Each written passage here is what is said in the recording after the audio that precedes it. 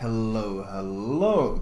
Today I will be featuring another IGN DD, in this case the Yugumo. It's a natural follow-up from the Kagero I featured a while back. The matchmaking is pretty nasty. They have 3 radars, they have 5 DDs, including a Fletcher, and Yugumo division. So really not the best possible matchmaking considering, well, in general when you play torp boats like the Yugumo or the Kagero or even the Shimakaze, you want there to be as few DDs as possible because then you have better opportunities to land torps. In general, DDs tend to be quite agile and good at dodging any incoming torps, which makes it very hard to consistently land torps on them. Now the first thing I do is move up towards C. Now I don't actually want to push into C and try to contest it because there's already teammates of mine doing it. What I want to do is use the excellent stealth of the Yugumo to see what's actually happening behind the island and see if I can give my team some scouting information. Especially since, of course, just like with the Kagero, I prefer running the Torpedo reload booster over the smoke consumable. Now, of course, this is a more selfish build. Smoke consumable is much more useful for the team, but I prefer this because I find it fun, I find it risky and all these things. RPF points that there's someone right here in front of me. So I assume, and since there's a DD in the cap, but you can see that C isn't being capped, that tells me that the DD is probably sitting inside the cap. And usually when people sit inside this cap, they're kind of sitting behind the edge or behind like the edge of the cliff, and they're kind of waiting with their torps and seeing if any enemy is going to peek around the corner. But I'm not going to wait for any vision. I'm just going to use the combination of RPF and the fact that the cap isn't flipping to know that there is a DD somewhere over there. So I send my preemptive RPF torps, and now it's just a matter of seeing if I predicted correctly, and I did. And thanks to RPF I managed to kill off the enemy Yugumo. And this was of course the Yugumo that was part of this Fletcher Yugumo division, so getting rid of their spotting help right from the start is of course very important. His teammate Fletcher was there. Sadly I did not hit him, but it looks like he's about to sail into the corpse of that Yugumo, and he does, and he gets stuck and starts eating a lot of damage, so he instantly panic smokes, which is good for me because I was about to get spotted. The problem here is though that there is a Donskoy down south, and I'm very worried about that radar pop. Now I probably won't be the major target here since these guys seem to be focusing. These guys will probably draw most of the fire, especially Fletcher tends to be a bigger source of fire, but I'm playing on my main account, which means people love focusing me. That's why I'm always worried about any sort of radar. And the torps they launched are way too far in the front because I guess they didn't predict him running into that corpse or that wreck. And as you can see, the torps don't secure any hits at all. More importantly though is the Neptune. The Neptune is of course a huge threat because Royal Navy cruisers really easily melt DDs because, well, the short fuse on their AP means that they get huge AP volleys on any sort of DDs, unless you angle, of course. Now I want to torp the Neptune, but I'm kind of waiting to see if he's going to slow down or if he's going to turn or whatever is going to happen. And the Udala decides to smoke up in front here. I guess he didn't realize the Neptune was there, and he's smoking up in front of all of these. Now if you smoke up like this in front of a Donskoy, it's kind of asking to be radared. So at this point I'm almost 90% certain this Donskoy is going to pop the radar at any point here. But I do want to get my torpedoes off, and I figure I'll go for the classic dual purpose torps. The idea here is I might hit the Neptune or I might hit the Iowa behind, because I am of course running the 12 kilometers torps. They got added to the Yugumo recently, and I find the additional range extremely useful in being able to secure additional hits. This is the first time I used the Torpedo reload booster because there's so many potential targets. Neptune, Fletcher, Iowa, possibly even the Yugumo somewhere over there. The radar is popped as expected. I start moving forward, I stop, I start reversing. The idea here is I'm juking the shells for a few seconds until I can get this second volley off so I don't waste my Torpedo reload booster. And this juking actually throws off the aim. You can see that one volley landed in front of my ship, one volley landed behind my ship, but I didn't really take much damage. and my torps manage to catch the Yugumo, and I get additional hits on something else, more than likely the Iowa that was behind them, because, well, I did go for the dual purpose torps that I absolutely love going for. It's flooding, so I assume based on the flooding damage alone that it's a battleship, and it is, and I finish off the Iowa as well. So at this point my team has 3 kills, all of them are mine. But the problem here is that, well, we have 2 cruisers in our spawn who are not being very useful, and we only have 1 capture control, or 1 control zone, and that is C. A and B is completely in enemy control. Now, this is not a problem yet if my team starts to turn and starts pushing into B, which is going to be needed sooner or later. The Yugumo guns are actually fairly good, and I'm gonna see if I can get some additional fires going on this Missouri. The Missouri, though, instantly shoots me as soon as I show myself.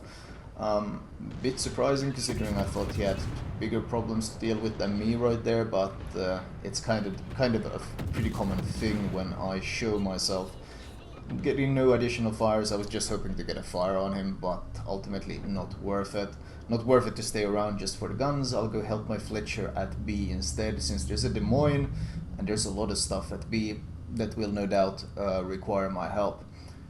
Problem on the minimap though is my team seems to be heavily pushing into the enemy base. In fact, looking at it, we got this Baltimore Zao in our spawn, and we got a huge chunk of my team pushing into the enemy spawn, and as always, fighting in our spawn or the enemy spawn when the enemy has a capture advantage is a terrible, terrible idea. I find my Fletcher buddy, but it looks like he's getting torped by the enemy Fletcher. So I go for some preemptive torps. He might be sitting in there. RPF is kind of pointing. I see him shooting somewhere around there. So I just throw torps. You got to remember these are 12 kilometer torps. So these are dual purpose torps. Once again, I might hit the Fletcher in front of me. I might hit the Des Moines in the back. There was even an Iowa that was moving in towards the B cap. I might get any of these.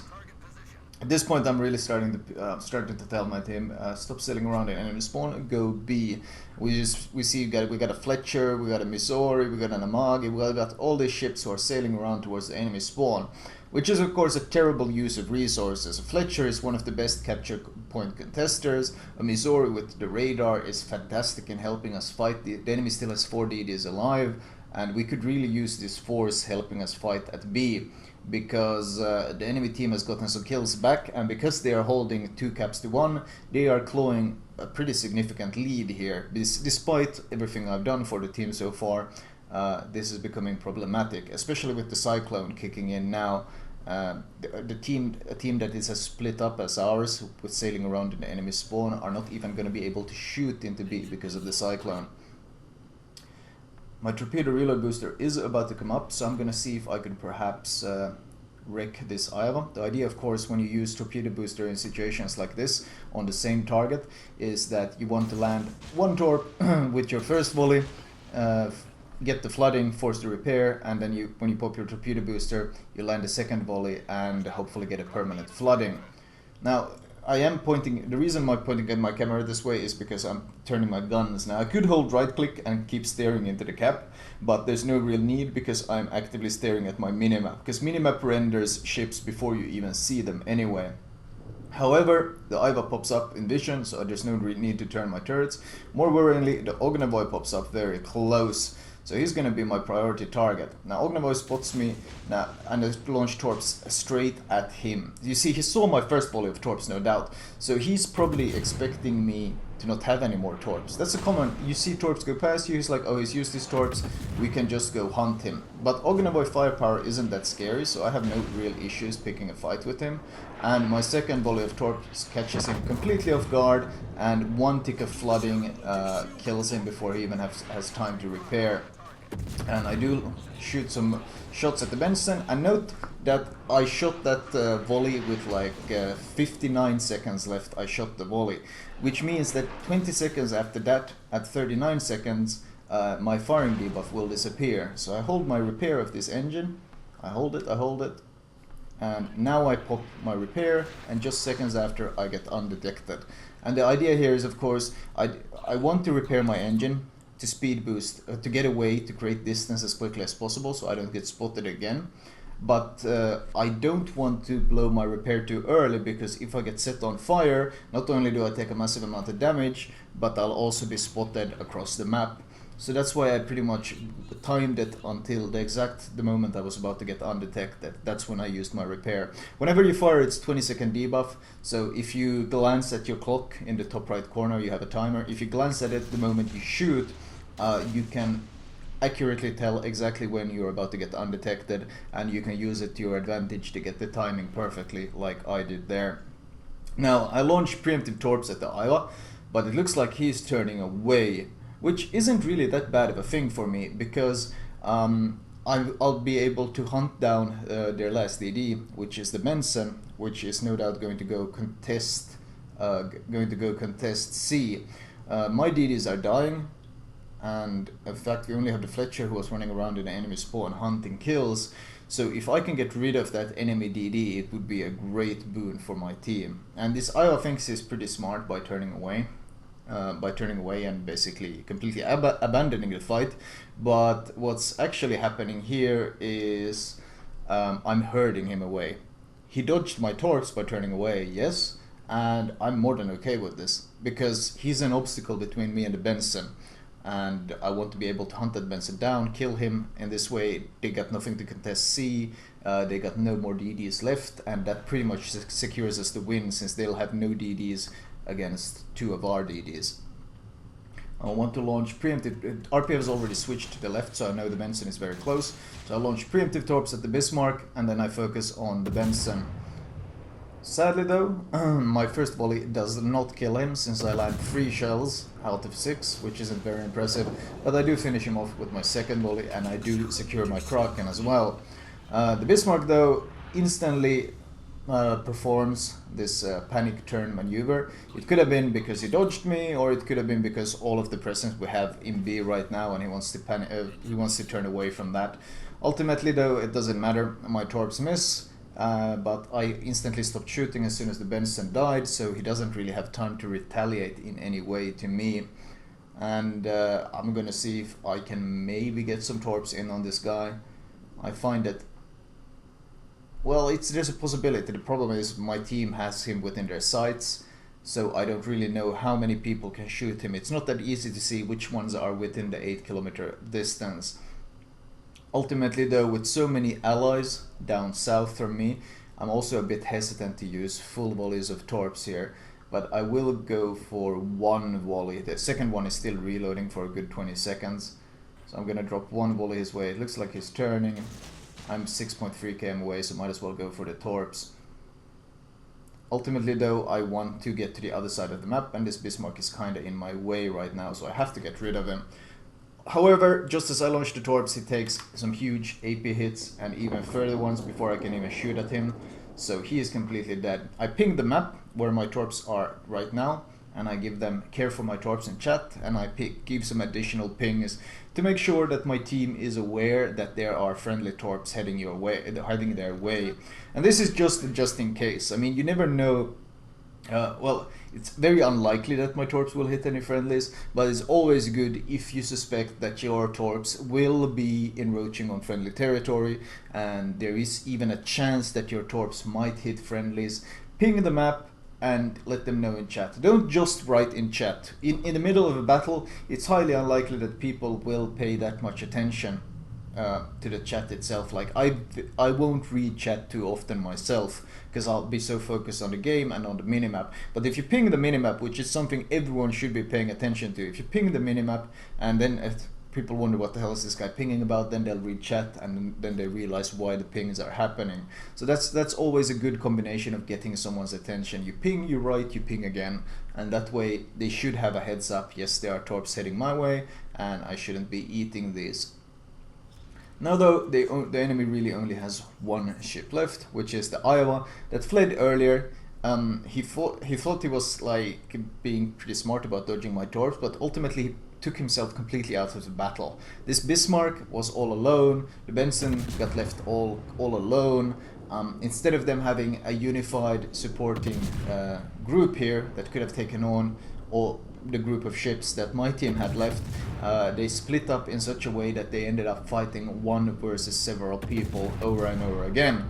And this is of course the worst thing you can do during a cyclone. You kind of want to blob up, you want to move as a big blob from capture point to capture point during cyclones, especially in random battles, because it's so very strong. And by splitting up the way these guys did, well, they kind of condemned themselves to having absolutely no chance at victory.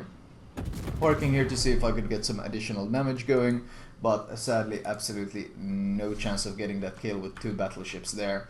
I do complete the mission here, that's why I get so many credits. I think the Operation Vigorous, that part 4 gives you 1,000,000 credits. Not that I particularly need it. Damage wise, only 108k, which isn't really that impressive.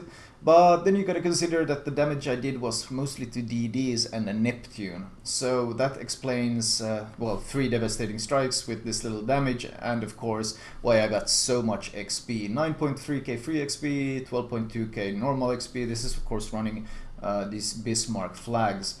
Team score wise, 2.3k, not perhaps the most impressive, but considering I didn't really get a single capture point, I didn't get a single defense for a capture point either. In fact, this was a domination game where I earned the XP purely on kills alone.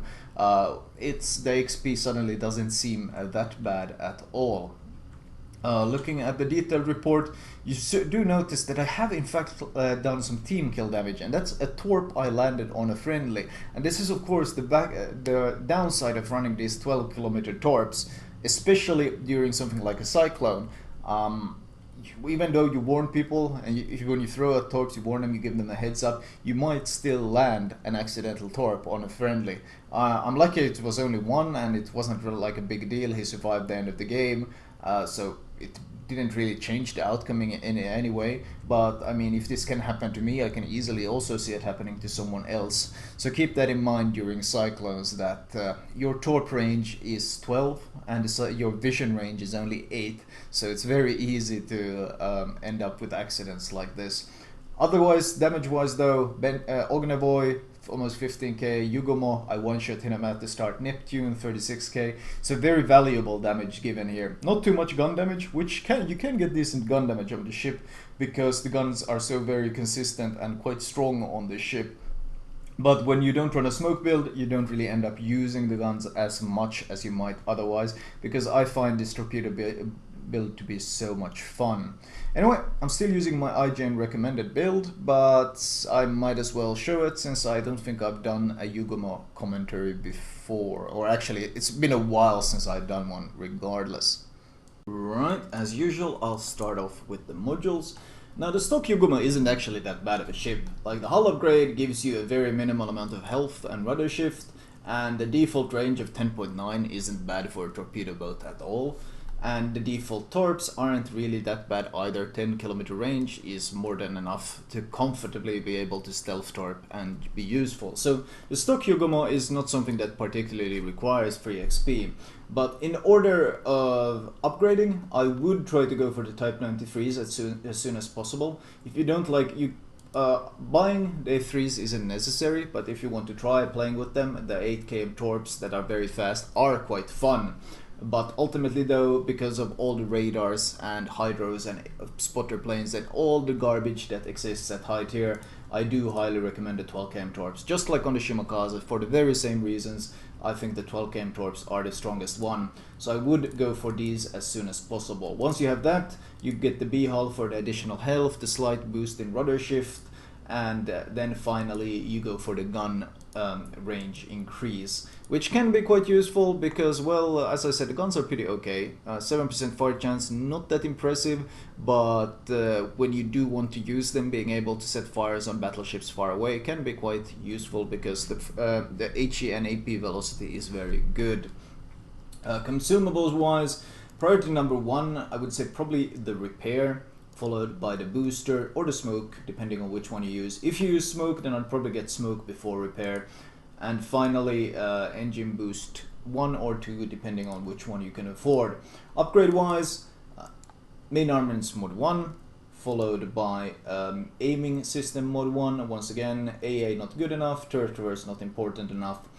and torpedo tubes mod, meaning faster reload on the torps, so you get it down to that 87.2 seconds, and propulsion mod 1, or if you have a speed boost, you can use it here. Currently my speed boost is, I think, though my IGN speed boost, I have multiple ones, but my IGN ones I'm pretty sure is on my Shimakaze. Yeah, it's this one, engine boost mod 1. This is the one you usually want to increase the use of that speed boost, especially on the Yugumo where you don't run smoke, and you might need to bail. Being faster and more agile is quite important. Get faster rudder shift, so you get it down to this blazingly fast 2.9 seconds, which should allow you to torpedo beat quite comfortably, and then get concealment. Captain perks wise, I run exactly the same as I run on my Shimakaze. So preventive maintenance is the number 1, because this is just to protect your torp tubes. Follow it up with last stand, followed by survivability expert. More survivability means more torpedoes, means more damage. And then you get concealment expert. After concealment expert, you build adrenaline rush, faster torpedo reload if you go lower health, and then you build even faster torpedo reload with torpedo armament expertise, and then with the last 4 points you go RPF, because while it is situational, it can be very useful, as you saw from my initial kill on the enemy Yugumo, and in general just how much utility it gave me during the Cyclone itself. And that is of course my IGN-DD build that I have always recommended. Flag wise, priority number 1 is honestly just detonation flags, because high tier DDs detonate a lot. In general, I don't care about detonation flags on low tier ones. If I detonate on them, I don't care, I just farm flags, and on the high tier ones I use them. And the second important flag is speed. You can use stuff like Juliet Whiskey Unano, which is an increased chance of flooding, but honestly this 50% isn't that large for IGN DDs that already have a massive chance, and this flag is better used on carriers. The two really important ones are honestly Ceramic and the detonation flag. The rest are kind of like whatever. In my case I just run these two, and then I run a bunch of XP flags on top. Anyway, that was my Yugumo commentary. I hope you guys enjoyed it.